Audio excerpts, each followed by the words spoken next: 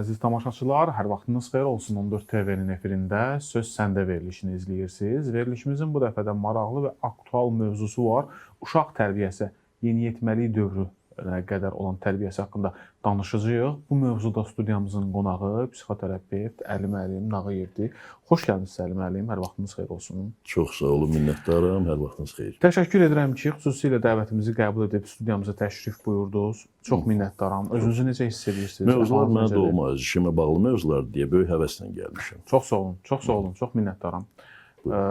Uşaq tərbiyəsi haqqında danışacağıq, onun yeniyetməlik dövrünə qədər olan tərbiyəsi haqqında danışacağıq. İndi qruplaşmanı özünüz edə bilərsiniz. Yeniyetməliyi də biraz qatsaq mı deyirəm içinə? Təbii, mütləq şəkildə. Yəni onu ora qədər dediyimdə, məktəb dövrünü biraz müzakirə etmək istəsəniz təbii. Ora qədər dediyimdə, yəni o da onun içinə daxildir mənasında deyirəm. Uşaq tərbiyəsi haqqında danışacağıq. Çünki əsas ülkədən döngülər o yaşda olur. Bəli. Yeniyetməlik dövründə olur. Bəli. Bu yaxınlarda baş verən bir hadisə də ölkədə bir çalxalanma yaratdı, intihar hadisəsi, problemli məsələdir. Ona da toxunacağıq təbii ki, verilişin gedişatında. İlkin mərhələdə qeyd etmək istədiyiniz nələrsə varmı bununla bağlı, yoxsa icazənizlə mən keçid alım suallarıma? Yox, sadəcə onu deyim ki, siz yeniyetmə deyəndə hansı dövr nəzərdə tutursunuz deyib ortaq fikrə gələrdik. Çünki burada tibbi baxımdan yeniyetməlik dövrü ilə psixoloji baxımdan yeniyetməlik dövrü çox az kəsişir, amma müəyyən kiçik fərqlər var. Onu elə bir ayırd eləyək zəhmət olmasa. Mən tibbi baxımdan yeniyetməlik danışmaq istəyərdim. Çünki psixoloji yeniyetməlik və yetkinlik yaşa baxmır. Onu ayıraq qoyaq kənar. Çünki psixoloji yetkinlik insan məsələn 8 yaşında psixoloji yetkin ola bilər. Adam da var 50 yaşı var, psixoloji yetkin deyil. Onun da kriterlərini izah edəcəm. Əsas prinsiplər nələrdir? Yəni yaşla bölürlər, yaşla bölərək yanaşırlar. Tərbiyəsində də, fiziologiyada da, həkimlikdə də, tibbdə də. O zaman ortaq nöqtəyə gəldik. Demək ki, məktəbə qədər yaş dönəmini götürək. Orada xüsusilə 3 yaşa qədərki dönəm var və 7 yaşa qədər dönəm var. 7 yaşla cinsi yetişkənliyə dövrü bölək, ona deyək ki, erkən məktəb dönəmi deyək və yetkinlik, cinsi yetkinlik mötərizədə yeniyetməlik dönəmini deyək. O da cinsi yetkinliyin başladığı qızlarda ilk menstruasiya menarxi dövründən başlayır, oğlanlarda isə cinsi, yəni əlamətlərin meydana çıxdığı dönəmdən başlayır, tüklənmə və skelet formalaşması dönəmindən. Gəlin 0-3 yaşı oradan çıxardaq. Məsləhət olsa çıxardıq. Amma o da çox vacibdir. Amma bizim bazal təşvişimiz düz mövzu uzanacaq. Onu qısaca deyək keçək ki, bazal təşviş orada formalaşır. Onun haqqında mən düşünürəm ki, 0-3 yaş və yaxud 0-6 yaş aralığına ayrıca bir veriş hətta ingilislər çox gözəl fikirlər deyir ki, ana bətnində olduğumuz dönəmdə vacibdir. Olsun, amma 3 yaşdan yuxarıdan danışılır. O təbii ki, vacibdir. Amma fokuslanmaq istədiyim nöqtə yeniyetməlikdir. Əla, o zaman birbaşa elə o dönəmdən danışa bilərsiniz. Gəlin, bu əsas prinsiplərdən danışaq. Yəni, valideynlərin diqqət etməli olduqları əsas prinsiplər hansılardır və səhv etdikləri nöqtələr hansılardır? Bayaq, vurğuladınız gənc qızımızın, 13 yaşında qızın intihar hekayəsini. Bəli. Elə oradan bir balaca çıxış eləyərək, hələ onun içinə girmədən mövzunun bir şey demək istəyirəm. Ailəni ağaca bənzətsək, ənənəvi ailəni. Müəyyən dəyərlər üzərində formalaşmış, təkcə Azərbaycan yox, dünyada belə bir ailə dəyəri var, patriarx ailə dəyəri var, ata, ana və övladlar. Bəli. Və bu ailə dəyərləri üzərindən götürsək, ata ağacın kökünə bənzəsə, bu nisbət olaraq, bəli. Ana gövdəyə bənzəsə, övladlar budaqlardır. Yəni ki, əgər qızımız 13 yaşında intihar eləyirsə, bunun səbəbini sosial şəbəkədə, TikTokda, Instagramda axtarmaq, onları qaralamaq doğru deyil. Bunun səbəbini mavi və yaxud da göy rəngli balina adlı oyunda axtarmaq doğru deyil. Səbəb də axtarıqsa, kök axtarıqsa, gəlin köklərə toxunaq bu gün. Çünki mən evimdə doğmalıq mühiti olub, tutaq ki, mən Sumqayıtda böyümüşəm şəxsən. Bizim məhəlləmizdə yəni, narkotik istifadəçiləri var idi. Və desəm ki, hamının məktəbdə əla çox idi, yox. Amma məndə evdə verilən o tərbiyə, proqram, doğmalıq hissi elə idi ki, mən onlarla salamım olsa da o uşaqlarla, məhəllə uşaqlarla, ünsiyyətim də olsa, hər zaman öz məqsədimə doğru gedərək pis şeylərə baş vurmamışam demək olar ki. Bir tütün çəkmədən başqa, o da ki, ciddi qlobal problem sayılır. Gənc dönəmdə tütün çəkmə istifadə edib, sonra da tərgizmişəm, buraxmışam, bir müalicə almışam. Misal üçün öz üzərimdən götürdüm. Yəni, əgər evdə o doğmalıq hissi verilirsə, heç bir TikTok, heç bir sosial şəbəkə, heç bir gizlin gecə o uşaqların oynadığı internet oyunları uşağı yoldan çıxardıb, o intihar həddinə aparıb çıxarda bilməz. Ona görə valideyn məsuliyyətini birinci vurğulayıb başlamaq istəyərdim mövzuya. Bunun davamı olaraq elə sualımı bir daha təkrarlayıram sizin üçün. yol verdikləri əsas səhvlər? Aha. Uşaqlara tərbiyə deyəndə bizim cəmaatımız, valideynlərimiz elə düşünür ki, onlara demək, cəza vermək, mükafat vermək lazımdır. Çox soruşsaq tərbiyə nə deməkdir ki, söhbət tərbiyə odur ki, izah eləyəsən, üstə durasan, qadağan eləyəsən, hətta döyürlər də uşaqlara, fiziki cəza da verirlər. Belə tərbiyə budur. Tərbiyə şəxsi nümunədir. Tərbiyə şəxsi nümunədir. Açaq bir dənə zəhmət olmasa. Oğlan tərbiyəsi var, qız tərbiyəsi var. Düzdür, biz istəyirik ki, məsələn, cəmiyyətdə cinsi azlıqların sayı az olsun. Biz istəyirik ki, övladlarımız düzgün cinsi davranış, yəni erkəksi kişi davranışı və qadın davranışı əldə etsin. Biz bunu istəyiriksə, biz bunu uşaqlara nümunə verməliyik. Nümunə. Yəni, tərbiyə, əxlaqın tərbiyəsi xüsusilə nümunə üzərində olur. Yəni, mən böyüklərimdən, oğlanlar kişi tayfasından götürür tərbiyəni, kişi davranış formatını, qızlar da ana qadın tayfasından götürür. Və yarımçıq ailə problemlərimiz var, məktəblərdə kişi müəllimlərin çatışmazlığı problemlərimiz var. Üstə gəl, ən böyük problemimiz sevgisizlik problemidir. Sevgisizlik. Sevgi nə demək? Doğmalıq hissi. Doğmalıq hissi. Hər şeyi danışa biləcəyim doğmalarım var yanımda. Və bu mühiti uşaq valideynlər yarada bilmirlər. Sonra da yalandan deməsinlər ki, uşağı nəzarət eləmədik, telefonlarına gələ alaydıq proqramına nəzarət etmədiyimiz yüz minlərlə uşaq var ki, heç o yolları getmirlər. Özlərini də öldürmürlər və pis yollarda getmirlər və uşaq pornoqrafiyası həddinə çatan istifadəyə məruz qalmırlar. Çünki evdə doğmalıq mühiti və açıqlıq var, xüsusilə yeniyetməlik dönəmində. Mən bunları danışanda bəzən əleyhimə çıxışlar da görürəm. Kommentlərdə, müxtəlif platformalara çıxış edəndə doğmalıq yoxdursa evdə və düzgün nümunə yoxdursa, uşaqdan sonra hesab sormayın. Yeniyetmədən hesab sormayın. Bunu qərarlaşdırmağın özü belə, hətta mən düşünürəm ki, evlilikdən əvvəlki dövrə təsadüf edir ki, mən ata olmağa, mən ana olmağa hazıram mı? Bax, onu gəldik bir ki, yetkinliyi deyil, yeniyetməliyin və yetkinliyin psixoloji tərəfinə.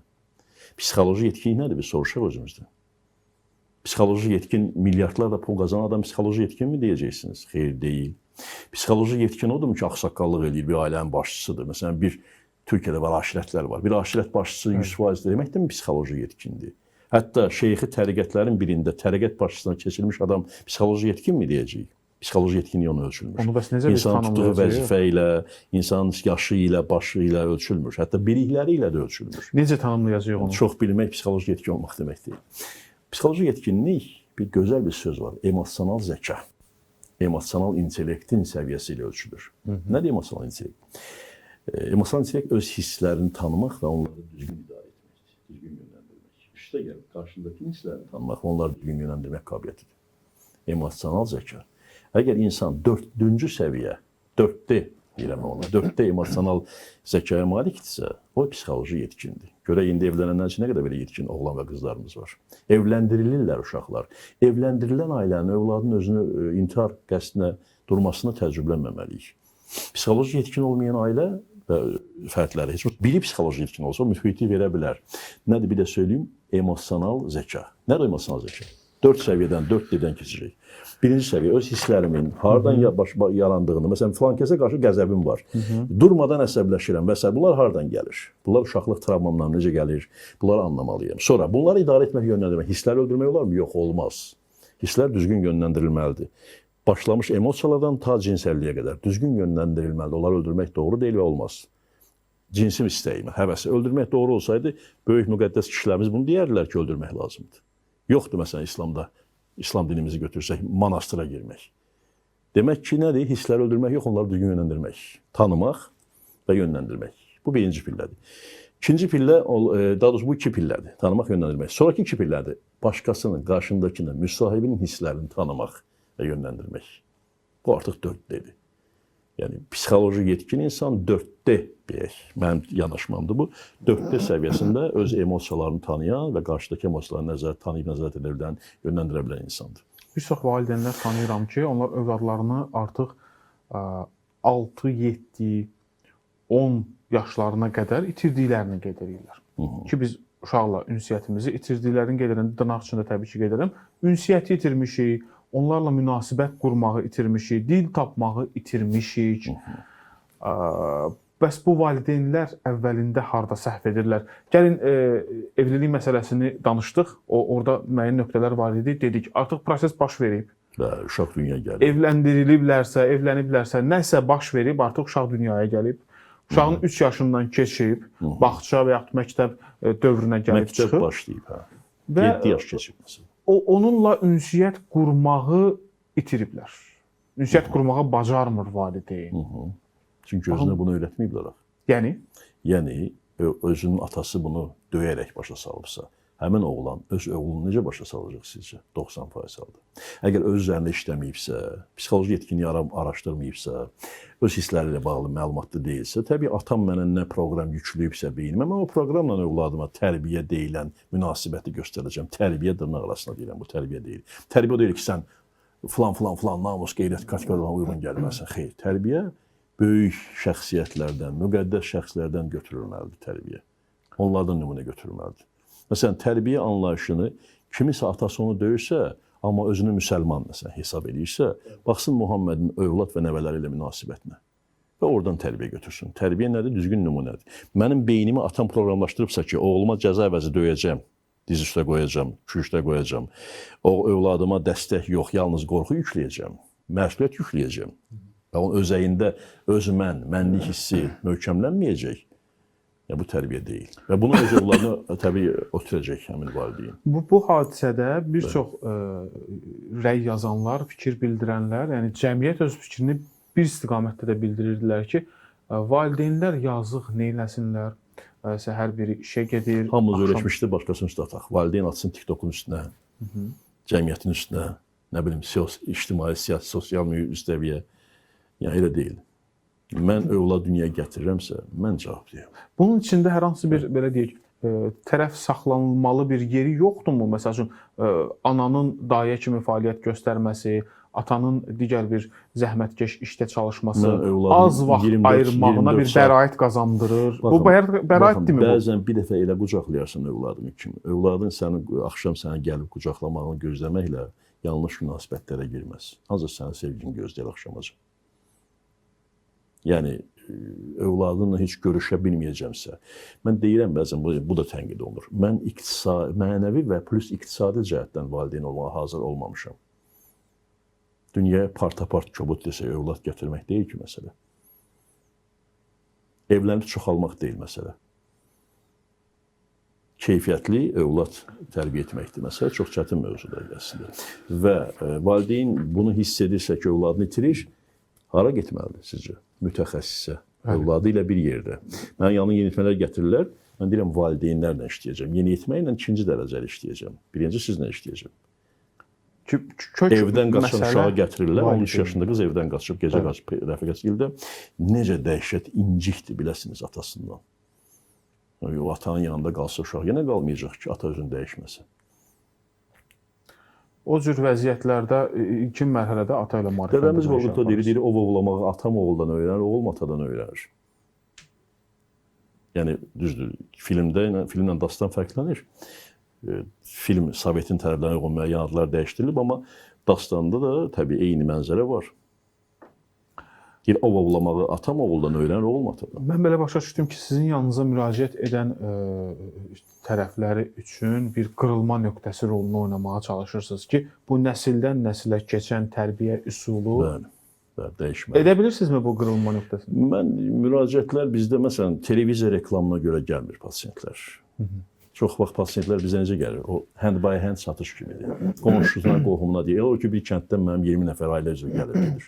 Biri eyni kənddən məsələn, bir rayonun bir kəndindən. Mənim qonşum gəlmiş doktor sizin yanınıza. Yəni alınır, çox vaxt alınır. O amma bir şərtlə valideyn orada mənim övladıma çevrilməlidir. Güzəştə gedən valideyn olmalıdır. Övlad da görməlidir ki, mən valideyni danladım. Övlad keçəcək mənim tərəfimə. Ondan sonra mən övladı valideynə qaytarım. Siz ortada bir qırılmış həmin o halqanı siz oynayırsınız. Oynamalıyam mən, işimiz budur. Valideyn güzəştə gedən neçə faiz valideyn olmalıdır? Necə? Tərəflər arasında bir inciklik var, bir yola getməməzlik var. Birbaşa valideyn səbəbkardır, birbaşa. 100% güzəştə gedən valideyn olmalıdır. 100%, bəli. Çünki yəni məntiq var da, 2 üstə gəlir ki, 4 dəyərli qardaşım. 2 üstə gəlir ki, 4-dür yəni. Yaş artdıqca valideyn nəzarəti formasını necə dəyişməlidir? Nəzarət yox, yenə təkrar sevgi körpüsü. Düzəldirəm. Vaxt, yəni yaş keçdikcə o sevgini itirmək mümkün deyil əgər qoyulubsa. Nəzarət bəzən əksinə sevgisizlik göstəricisidir, güvənsizlik göstəricisidir. Nəzarətin gizlin üsulları var. İlla ki, nəzarət edəcəmsə, elə etməliyəm ki, uşağın, övladımın şəxsiyyətinə toxunmayım. Mümkün qədər gizlin nəzarət üsulları var, elə qazetlərə də, telefonlara da. Kimdir ki, nəzarət edəm, nə eləyim? Bu məsləhət görüləndimi? Valideyn əgər bunu bildirmədən edəcəksə, bu çox ciddi, həssas. Mənim 15 yaşım var. Mənim 15 bir gün mən ayrılam ki, mənim anam, sən, atam, sən demə, mənim WhatsApp yazışmalarımı izləyirlərmiş. Mən orada söyüşdə yazmışam, gəncəm də, yeniyetməyəm, pis söz yazmışam, ya dostlarım yazıb. O qrupa mən, sən demə, anam baxırmış. Mən də 15 yaşında oğlan xeylağıyam. Heç nə oxşayır. Bu əskəriyə oğlanın dalınca anası gəlib necə istəyir? Hamı atası gəlib, bir də mənim anam gəlib məndən görüşürsə, həmin əskərdə olan, xidmətdə olan insan özü necə istəyir? Mən istəmirəm bunu təhlil edeyim. Özünə sual versin, hər bir əskərlikdən keçmiş gənc. Yaxud da bir əskər yoldaşın yanına ancaq qadın gəlibdir orada. Ona qarşı münasibət biraz fərqli olur axı ki, buna nəzarət, bu mama uşağıdır. Yəni bunu mən biləndə özüm necə hiss edəcəm? Bəri başdan ana da, ata da bilməlidir ki, mən bunu edə biləcəmmi ki, bu gizlin olsun? Və yaxud da açıq danışılmaq həddində xoşbəxt və rahat münasibət var ki, oğlum, incimə. Mən istəyirəm, sən bilməzsən birdən, yanlış atarsan. İcazə verirsən, mən yox. Atan, o da kişidir, sən də kişisən də. Oğlan uşağına kişi demək lazımdır artıq 13 yaşından. Erkək davranış formalaşdırmaq istəyirsənsə, 3 yaşında oğlana erkək anlamında yanaşmalıyıq. Yoxsa biz onu sonradan itirəcəyik cinsiyyət olaraq. Ya söhbət nədən gedir? İcazə verirsənmi ki, belə bunu eləyək? Hansı sənətə qədər icazə verirsən? Belə səmimiyyət olmalı, heç olmasa. Disiplinlə sərtlik arasındakı fərqi izah etməyinizi istəyirəm. Baxın, maraqlı bir məsələ var. Dəfələrcə bunu vurğulamışam, istəyirəm buradan siniflərə söyləyim. Mən həmişə tərəfdarı olmuşam ki, hətta onu dövlət kanalımız efirindən də vaxtda demişəm o verilişlərimizdə, ki, oğlan və qız məktəbləri ali məktəbəcən ayrı olmalıdır. Oğlanlara münasibətlə, qızlara münasibət eyni olmalı deyil. Qadın və kişi davranış modelini itirmək istəmiriksə. Və oğlan məktəblərində oğlanlara kişi müəllimlər, qız məktəblərində qızlara qadın müəllimlər dəstəməlidir. Onda oğlana göstərilən davranış ki var, müəyyən sərtliyi içinə almalıdır. Bazada etibar və güvən olmaqla mən müəllimə güvənirəm. O yaxşı komandirlər olar, məsələn, xüsusi təyinatlarla. Lazım onda əskərlə çörəklə yeyir. Amma komandir deyib ona tabi olurlar və o disiplin pozmur. O sərtliyi də eləyir və cəza da lazım olsa verməyə məcbur olur. Oğlan məktəblərindən girişir bu dəqiqə. Bilirsiniz, oğlan həm də əskər. Nietzsche deyir ki, Nietzsche'nin bəzi sözləri gözəl sözlərdir. Deyir ki, məsələn, oğlan kişi yalan ki, döyüşçüsü olsun, qadın isə o döyüşçünün istirahətidir. Bu şəkildə bölünsə, cəmiyyətdə qadın və kişi modellərini itirməzdik. Feministlər sizinlə demək, amma qızlara isə xanımlar tərbiyə verməlidir. O demək ki, qadın haqları tapdalanacaq. Xeyr, qadın da haqqını, başı örtülü qadınlarımız oldu tarixdə haqlarını istəyən. Haqqını istəyən bir qadın, amma qadınlığını itirməyən qadın yetişdirməlidir. Orada disiplin, qadına müvafiq disiplin ayrıdır, həmişə kişiyə ayrıdır. Baxın, maraqlı bir fakt, bir mövzuda var. Filmlərin birindən Vito Corleone obrazı var da, Marlon Brando'nun. Oğlu Michael Corleone nə deyir? Deyir, biz deyir, məsuliyyətsiz ola bilmərik. Amma qadınlar məsuliyyətsiz ola bilər. Qadın emosiya varlığıdır. Biz isə dərrakə və seks varlığıyıq. Kişi və qadın davranış modelində fərq var. Kişi dərrakəsi və cinsəlliyi ilə, qadın isə emosionallığı ilə fərqlənməlidir. Bu da belədir təbiətimizdən. Ona görə disiplin kişidə başqa cür qoyulmalı, qadında başqa cür. Bunu dedik, keçdik. Yeniyetmə dövrümündə də xüsusilə. Və kişiyə, oğlan uşağına disiplini atası tətbiq etməlidir, əgər etibarlı münasibətlər qurubsa. Necə bir satışda etibarlı münasibət varsa, malı daha rahat satırsa. Satıcıya, alıcıya etibar edirsə. Burada da ideya satışıdır da, tərbiyə satışıdır. Bu da bir satışdır. Və səninlə onun arasında etibarlı münasibət varsa, sənə güvənirsə, atam var arxamda deyə bilirsə, ata ona disiplini sərt qoya bilir. Və o həm və motivasiya olur, mən atam kimi olacağam. O motivasiya onun özünə disiplin yaradır. Qadınlarda da disiplin başqa yanaşmaları var. Qadın bəzənib, düzənib, gecikə bilərmi? Gecikə bilər. Və erkəyin disiplini olur ki, qadını gözləyə bilsin bu məqamda. Bunlar hamısı oğlan və qız məktəblərində tərbiyə almalı. Baxın, bugünə kimi də kraliyyət ailələrində, Avropanın özündə, hansı ki, o kraliyyət ailələr birinə qoxumdular. Dünyaya demokrat təbliğ edən İngiltərədə özü monarxiyalı dövlətdir, məsələn. Orada monarx ailələrin uşaqları, tək orada yox, dünya hər yerində. Oğlan uşaqları harada təhsil alır? Kadet məktəblərində, oğlan məktəblərində. Hərbi sistemi yaradan məktəblərdə və duruşlarında bu bilinir. Qızlar təhsil alır qız məktəblərində, xanım məktəblərində. Və bu mənada disiplin istəyirsiniz, tərbiyə istəyirsiniz, əxlaqın itirməməyini istəyirsiniz. Ya oğlan-qız məktəbindən ayıracaqsınız, ya da cinsi tərbiyə dərsləri olacaq və o dərslərdə oğlanla qızı ayıracaqsınız. Və orada oğlanlara kişi, qızlara isə xanım dərs deyəcək. Cinsi tərbiyə təkcə cinsi əlaqənin tərbiyəsi deyil, cinsi əlaqə mövzusu deyil. Cinsi tərbiyə elə cinsi tərbiyədir ki, mən kişi olaraq öz funksiyama necə uyğun davranmalıyam, qadın olaraq mən öz funksiyama necə uyğun davranmalıyam. Bu ayrım deyil, hüquqlar bərabərdir, yəni yanlış anlaşılmasın. Hüquqlar Allahdan təsbit olunub və Roma hüququnda da yerdə təsbit olunub.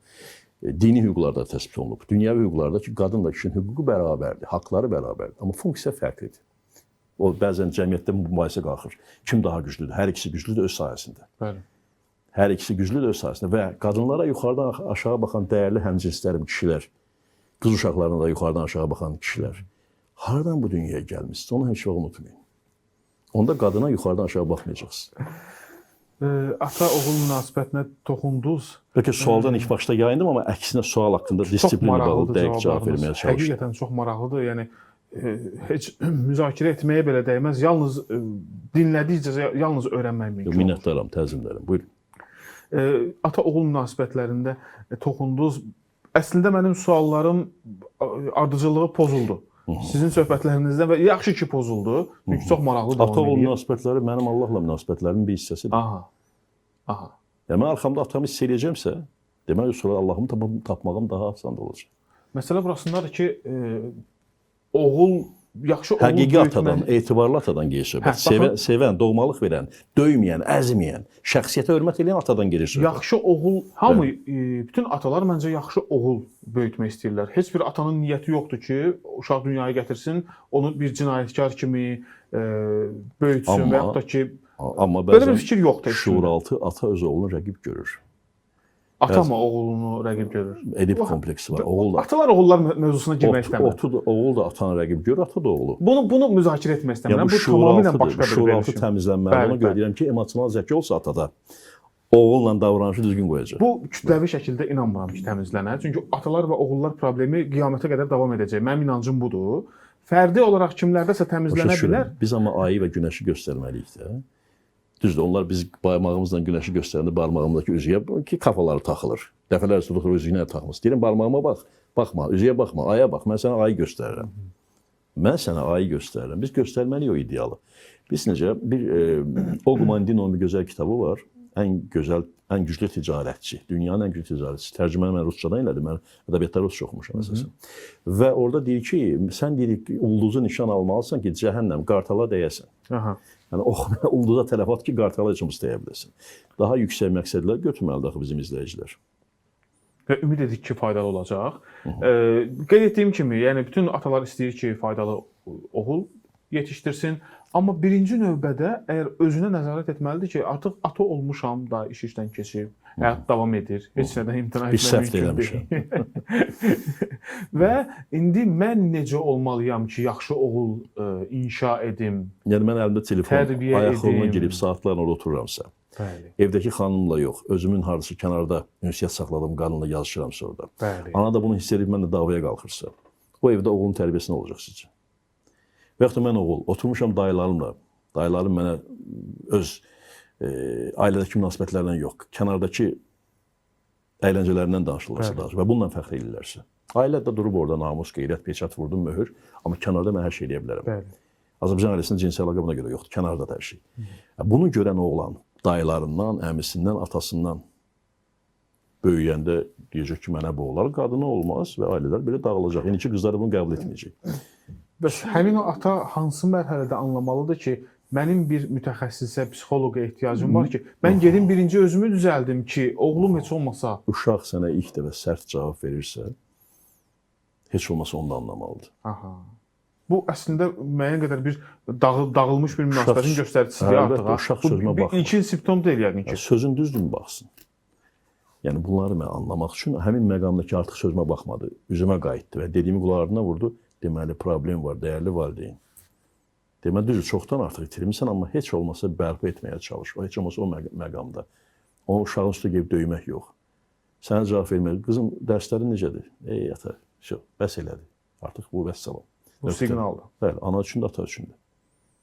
O məqamda nə etməlidirlər? Mütəxəssisdən başqa nə edə bilərlər? İnanın Çünki mənə. Yaxşı, sənin yoxdur da, kompüterin elə dəyərli bir- qardaşım xarab Gəlin olsun. reallığı danışaq. Aha, bəli. Yəni gəlin kənd yerlərindən danışaq, ucqar kəndlərdən danışaq. Hamı şəhərdə yaşamır. Şəhərdə yaşayanların belə buna imkanlı şəraiti yoxdur. Ay, Əli müəllim, elədirmi? Baxın görün nə deyim, nə məsələ, nə maraqlı bir şey var. Onda özlərinin dəyişməyə çalışmalıdır heç olmasa. Yəni məsəl üçün var yaşayış qanunları var da. Yaşayışla bağlı Allahın qoyduğu qanunlar var, bir də dünyanın qanunları var. Kriminal dünyada qanunlar var, onu bura qatmırıq. Mən üç növ qanun bölürəm həmişə. Var ilahi qanunlar, fitri qanunlarımız var. Var dünya, Roma hüququ, dünyada tətbiq olunan qanunlar var və var kriminal qanunlar. Ora bura qatmayaq. Bu dəqiqə biz dünyəvi qanunlar içində var, psixoloji qanunlar var. Var hüquq yaradıcılığı. Psixoloji qanunların içində birinci qanun odur ki, mən övladıma tərbiyə bağlı qanun odur ki, mən övladıma tərbiyə ancaq nümunə ilə verə biləcəm. Bayaq əvvəl demişdim. Bəli. Mən ona bunu et deyirəmsə, etmirsə, deməli mən nəsə düzgün olan nümunə göstərmişəm. Bəlkə mən atamla belə davranmışam onun yanında. Bilməmişəm, atam mənə zəng eləyib. Mən də atama sərt cavab vermişəm. Heç olmasa özlərinə sual versin ki, mən özüm nəyə səhv edirəm. Bəlkə mən öz atamla düzgün davranmıram. Düzdür, mənim atama qarşı qəzəbim ola bilər. Uşaqlıqda məni incidib. Amma artıq mən yetkinəm axı. Atamı bağışlamalıyam. Ona ata olduğunu anlamalıyam. Onun mənə pislik arzulamayıb. Sadəcə tərbiyəsi eləymişdi, elə tərbiyə verib deyib başa düşməliyəm. Şimdi bunları dinləsinlər. Müəyyən mövzular var. Bax, bugün psixologiya ilə bağlı. Nə olsun kənddə yaşayırsan? Laf pəyədə, binədə qalan çoban ol. Sənin orada şükür Allah bu dəqiqə işıq, günəş işığı ilə qidalanan orada enerji mərkəzin var. Orada internetin də var, Wi-Fi-in də var. Aç Google-da bax, aç YouTube-da bax, aç müəyyən mütəxəssislərin, yəni samballı mütəxəssis tapmalı təbii fikirlərini qulaq as, gör nəyi səhv edirsən. Baxın, elə bu verilişlər də onun üçündür. Bax, 14 kanalında bəzi verilişlərə bax. Yəni, bu şəkildə dəyişmək özünü maarifləndirmə, bəli. Dəyişmək istəyən Allah yardım edər. Yol tapacaq və Allah faktlarını unutmaq olmaz. Yəni, ən böyük problemimiz biz nədəsində? Allahın qədəminə həyatımızda yer buraxmamaq. Məsələn, mən yanıma valideyn gəldi, mən övladlarımı çox narahatam, filan şeydən narahatam, dünya filan şey, narkomanla dolu həyat olacaq, mən nə edəcəm? Deyirəm, sən Allahlıq iddiasındasan, xəbərin var. Sən öz işini gör, öz bacardığını et, qalanı Allaha buraxmağı öyrən. Yoxsa sən təşviş xəstəsi olsan övladına nə xeyrin dəyəcək? Təşvişli valideyn, hiperhimayə, ay yolu tək keçmə, ay filan yerə getmə, oğul böyüdür özdə. Yəni Allah faktoru bizim həyatımızda ən vacib faktordur ki, ali şəxsiyyət deyirəm Allah əslində, ali zatın, hər ruhlarımızın sahibinin, bu dünya oyununun sahibinin qədəminə yer buraxmaq, müdaxiləsinə yer buraxmaq, onu əta etməyi, sifətinə yer buraxmaq. O da görəcək ki, sən ona güvənirsən, o da öz addımını atacaq. Allahın addımları, yəni Allah istəsə dəvəni iynənin gözündən keçirdir. Sən bunu başa düşməlisən sadəcə. Qısa bir fasiləmiz var. Söhbətimiz çox maraqlıdır. Həmin fasilədən sonra yenidən qayıdacağıq. Fasilədən qabaq deyim ki, valideynlərin övladı üçün duası həyatda ən vacib məqamdır. Bunun zəhmət olmasa, ikinci hissənin əvvəlində də sizdən xahiş edəcəm qeyd edəsiniz. Çünki çox maraqlı və lazımlı frazadır. Qeyd edeyim ki, 14 TV-nin efirində Söz Səndə verilişini izləyirsiniz. Qısa bir fasilədən sonra da yenidən bu maraqlı mövzumuza davam edəcəyik.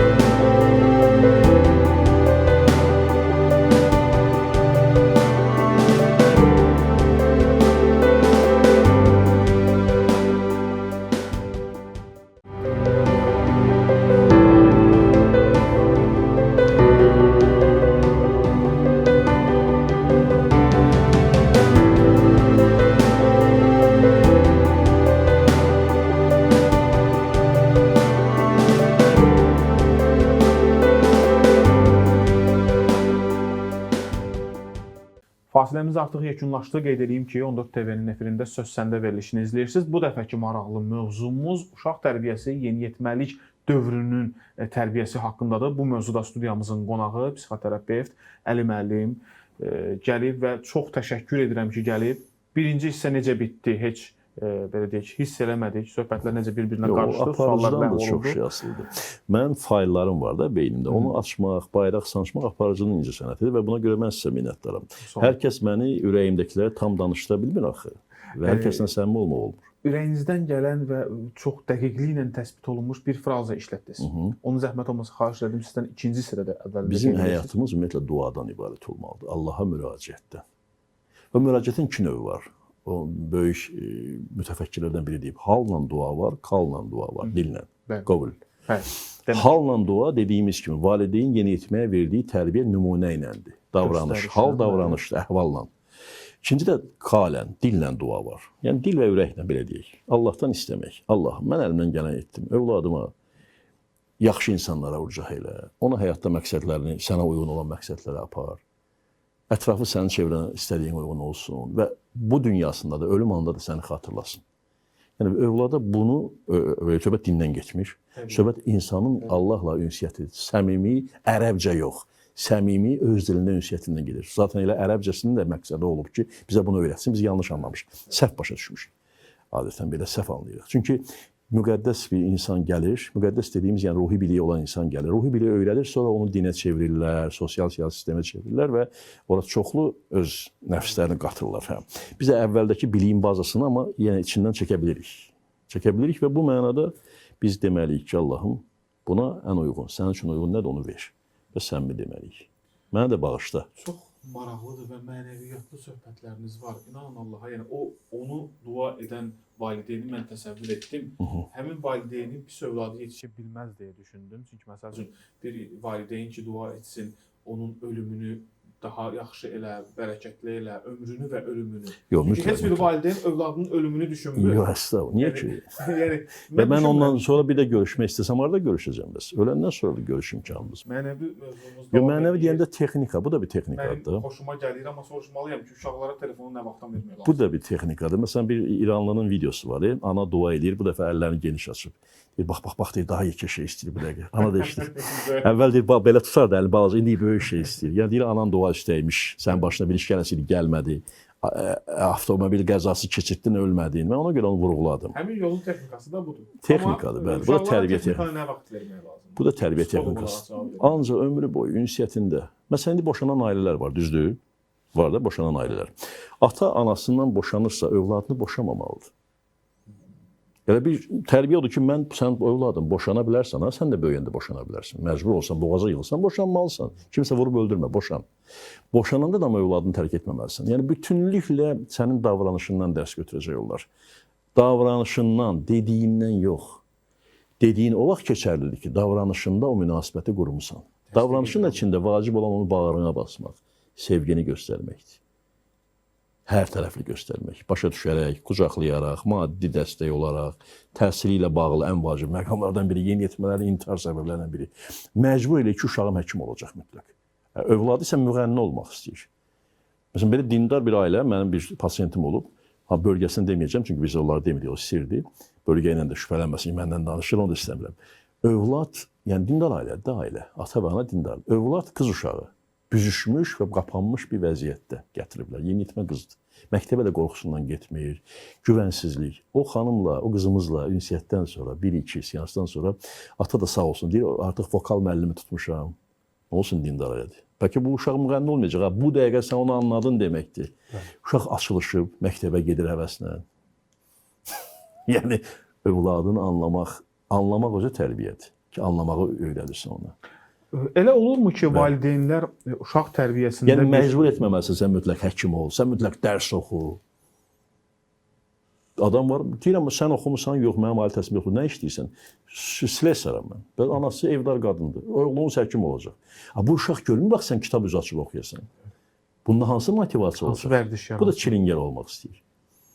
Hansı vərdiş yarar? Bu, maşın ustası olacaq doktor, bu yazğı niyə? Yüklüyüz, maşın ustası olacaq. İnsan olsun, yəni. İnsan gözləyirəm, adam. İnsan hamımız insandır, insan növünəyik. Adəm olaq, Adəm. Yəni Allahı tanıyan bir varlıq. Qoy Adəm olsun, haqqı bilsin, mərhəməti bilsin və həyatda yerini tutsun, bir kez çörəyini halal qazanmağı öyrənsin. Xüsusilə oğlan uşağıdır. Valideynlər olurmu ki, yaxınlaşıb sizə dünyaya gəlmiş övladını yetişdirmək üçün onun tərbiyəsində sizin də rolunuz olsun deyənə bir həyat yolu, bir tərbiyə üsulu kimi bir yol çəkəsiz, bir koordinat verəsiniz ki, bu şeyləri elə filan yaşında məsələn filan idman növünə qoy, gör hara maraqlıdır, üzgüçülük, karate, judo. Bizdə necə həkimə xəstələnəndən sonra gedirlər, profilaktika üçün gedirlər. Olmur deməli. Eləcə də psixoterapevtlər sualım bitdi. Gəlmir ki, hətta ən ziyalı hesab olunan, tutaq ki də bizə bayaq böldüz şəhər və kənd. Olsun, bu bölgü var da əslində, bunu niyə kənara ataq? Şəhərin lap mərkəzində yaşayan, özünü elit hesab edən ailə var ki, ailəvi psixoloqu yoxdur. Və yaxud da gedib Alman psixoloqu tapa bilər özünə, pulu çoxdur axı. Fikirləşir ki, Alman psixoloq sənin mentallığını bilmir. Təbii. Yəni o psixoterapiya mentallıqla işdir, düşüncə ilə olan işdir. Mən uşaq vaxtı aşıq oynamışamsa, mən aşıq oynayan uşağı başa düşəcəm. Nə olsun mən Avstriyada təhsil almışam, bəziləri özlərini təbliğ edir. Mən Avstriyada təhsil almışam deyir, mən İngiltərədə təhsil almışam deyir. Sənin mənim Azərbaycanlıma xeyrin biraz az dəyəcək, əgər sən Azərbaycanlını tanımırsansa, onun emosional sferasını tanımırsansa, yeməyini yeməmisənsə, psixoterapiya həssas məqamdır. Yəni humanistik tərəfləri olan bir sahədir, düşüncə ilə işləyən bir sahədir. Yaxınlaşsalar, ona görə yaxınlaşsaydılar, o ənənə olsa, bəli. həmin o uşaq üçün gərək fərdidir də, yəni Bəli. necə bir yol çəkmək lazımdır. O artıq yenə valideynlərin birinci valideyn özündən başlayır yenə də. Valideyn özündən. Baxırsan ki, bu adam gətirib övladını, bax diqqətli bir mənzərə deyirsən, çox şahid olur. Bəli. Düz otur, uşağa deyir. Uşağı içəri gətirib, uşaq deyir, 12 yaşında yeniyetmə oğlandı. Sizin yanınıza gətirir. Ata ilə giriblər içəri, hə, gətirmişəm oğlumu. Ha, deyirəm, oğul, nə olub sənə? Oğul bəs belə rahat oturdu, misal üçün, arxaya söykəndi. Bəli. Ata, düz otur. Bildim, ataya müalicə lazımdır. Ona görə uşaq arxaya oturur ki, bir sənə var. 18 yaşım olsun, sənin üstünə xət çəkəcəm. 2 dənə belə xət çəkib, buna batacam qocalar evinə. Bəli, məsələ burasındadır ki, ataların indidən başa düşmədiyi məsələ odur ki, o uşağın biraz iqtisadi azadlığı... Uşağa deyir ki, sən oxumasan səni sevməyəcəm. Davranışlar bu deməkdir. Sən mənim istədiyim kimi olmasan səni sevməyəcəm. Sən uşağını sevirsən ya özünü? Heç özünü də sevmirsən. Özünü sevən zaten başqasına da sevgisini hörmət edir istədiyini. Başqa sözü kəsdim, çox vacib məqam idi. Xoşdur, burada onda cəmiyyətin təpkisi məsələsi girir ortaya ki, mənim uşağım da universitetdə qəbul oldu, mənim uşağım da belə... Əgər mənim əhval-i ruhiyyəmi, ki, ruhun halları deməkdir ərəbcə, əgər mənim əhval-i ruhiyyəmi müəyyənləşdirirsə maddi dünya, o necə əhval-i ruhiyyədir? Ruhumun halını daxilimdə, ruhumda Allahla münasibət müəyyənləşdirər. Dünya gəlib sənə desə ki, sən günahkarsan, sən daxilində Allahın qanununda bilsən ki, sən düz eləmirsən, heç kim səni aşırı bilməz. Dünya gəlib sənə desin ki, sən savab eləmirsən. Bunu mən demirəm, bunu böyük kişilərdən biri deyib. Ruhuna salam olsun. Deyib, dünya gəlib sənə desə ki, məsələn, sən günah eləmirsən, sən bilirsən ki, savabdır, elə rahatsan. Və əksinə, sən narahatsan vicdanla. Dünya deyir ki, düz eləmirsən, narahat olma, əcəb eləmirsən, o haqqın var. Yox, mən narahatam nəsə. Allahımın qanununa zidd nəsə davranmışam. Ona görə ətraf mühitin baxışı ilə yox, vicdanın və Allahınla davranmaq vacibdir. Bunu loru dildə deyəcəm, biz bu verilişdə yalnız uşaq tərbiyəsində valideynləri yıxıb sürdük. Yəni, mən yıxıb sürmədim, təklif elədim ki, bu barədə düşünsünlər sadəcə. Mən elə danışmağa çalışdım. Təbii aparıcının öz niyyəti olur. Heç bir, yəni uşaqların heç mi günahı olmur bu yolda? Uşağın günahı olsa, onda mənim məntiqim yoxdur ki. Aha. Yəni uşaqların heç bir günahı olmur. Günah hər yox. şey qərəz valideyndən özünü əmələ gəlir. tanıyandan sonra insandan nəsə tələb eləmək olar. Özünü tanımanın iki yolu var. Özünü dünyəvi cəhətdən, maddi bədən olaraq, ağıl və dərrak olaraq tanımaq. Ki, mən filan insan, homo sapiensəm və s. Daha dərin tanıma, ruhi özünü tanımadır. Özünü tanıyan insandan nəsə soruşarlar. Məsuliyyət sual sözü. Sözün kökü ərəbcə sualdır. Bəli. Məsuliyyət sual verə bildiyin adamdan alarsan onu. Ona görə məsul olan valideynlərdir, xüsusilə yetkinlik yaşı dönəmində, yaş 18-ə qədər və hətta bizdə övladlar var ki, yaşı 25-dir, anası gətirib mənim müayinəmə. 25 yaşında kişi xeylağını anası müayinə gətirir. Onun hələ yaşı 25-dir, sadəcə mənəviyyatı 25 deyil hələ. Hələ ananın bətnindən tam çıxmayıb. Düşüncəsi sərbəst deyil. Bu yüzden qızları ələ verirlər, oğlanlar da evlərin anasının yanında qalır, ana dediyin oturub durur. Qız da buna, təbii müasir qızlar da onu istəmirlər. Belə çoxlu problemlərimiz var əslində. Bu da yeniyetmə tərbiyəsi mövzusuna yaxındır. Sonradan həmin ailədə tərbiyə alan yeniyetmə ya ananın, ya atanın, ya ana tərəfində olmalıdır, ya ata tərəfində olmalıdır. Nənə deyir ki, sənin ana tərəfin pisdir, o biri nənə deyir ki, sənin ata tərəfin belədir. Çox dəhşətli problemlərimiz var. Yeniyetmə dönəmində də uşaq baxır ki, burada mənim doğmam kimdir? Mən təkəm. Bu moment bir sekta üzrü və yaxud da bir göy balina oyununun bir yaradan onu hop deyə götürür, ona xoş münasibət göstərir.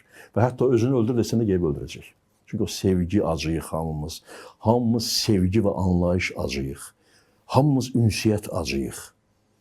Və Allah özü belə ünsiyyət istəməsəydi bizi var etməzdi. Ünsiyyət və sevgi və doğmalıq mahiyyətimizdir. Mən bunu evdən almıramsa, mən bunu hardansa alacağım, almalıyam. Güvənməkdir. Sevgi də doğmalıq və güvəndir. Mən doğmalıq və güvəni üzümə güləndən alacağım. O üzümə gülən də məni istifadə edəcək. Aparıb öldürüb orqanlarımı satacaq. Övladımızdan danışıram. Bu dövrdə övlad dünyaya gətirən adam yüz ölçü bir biçməlidir. İndiki ağılla mənim 25 yaşım olsa, övladlarımın sayı indiyə kimi 3 olardı mı? Qəti olmazdı. Amma var onları çox sevirəm təbii. Amma qəti olmazdı. Allah sağ olsun. Mən belə baxıram. Müasir dünyamızın da və dünyaya münasibətdə övladın tərbiyəsinin çətinliyinədir. Çətindir. Mən valideynləri çox da qınamaq istəmirəm, amma mən sadəcə standartları çatdırıram. Psixoloji düzgün yanaşmalı. Amma valideynləri oturaq qınayaq, iqtisadi səbəblər də var, özlərinin aldığı tərbiyənin problemi var, ictimai fikir, mentallıq təzyiqləri var. O Bir Cənub şəhərində filmə baxmamısınız? Baxmışam təbii ki. O yort deyir axırda. Bəli. Niyə yortmağa məcburdur? Cəmiyyət bundan bunu istəyir. Onun təbiətinə baxırsan, oğlanında elə şey yoxdur. Yoxdur. Sevgi ilə doludur o insan. Həsən Məmmədov. Bəli, cəmiyyət məcbur edə bilir. Ona görə mən valideynləri bəzən qınamaq kimi mövqeyə ümumiyyətlə mən keçə bilmərəm. Mən psixoterapeutəm, heç kimi qınamıram. Mən sadəcə dedim ki, bax kök budur, səbəb budur. Deyirəm ki, valideyn tutur məni günahlandırırsınız, mənə soruşur. Deyirəm, yox, səbəbkarsan, sən günahkar deyilsən. Günah müqəddəs kitablarda yazılıb, budur. Günah ayrı şeydir. Sən səbəbkarsan. Prosesin səbəbkarısan sadəcə. Bəli, günahkar da olsan nümunə göstərəcəksən, o ayrı mövzudur. Artıq mənim suallarım qaldı, amma bütünlüklə siz bir neçə cümlə ilə, sondakı bir neçə cümlə ilə mövzunu yekunlaşdırdınız. Çünki yenidən bu sözün üzərinə söz deyib sual verməyimə ehtiyac belə qalmadı. Bura qədər mən düşünürəm ki, tamaşaçılar diqqətlə dinləsələr, onlar üçün çox şey aydın olacaq. Beyinləri qarışmasın deyə də heç artıq sual da vermirəm. Dəyərli qardaşım, Buyurun. Bəlvin bəy, mən də sizə minnətdarım. Bir də vurğulayacağam və bunu səmimi vurğulayıram. 2 məqam vurğulayacağım. Birinci məqam, gecə vaxtı gölməçə görsən, sakit gölməçə. Göyün üzü də aydındır. O gölməçədə ay və ulduzlar əks olunacaq, eləmi?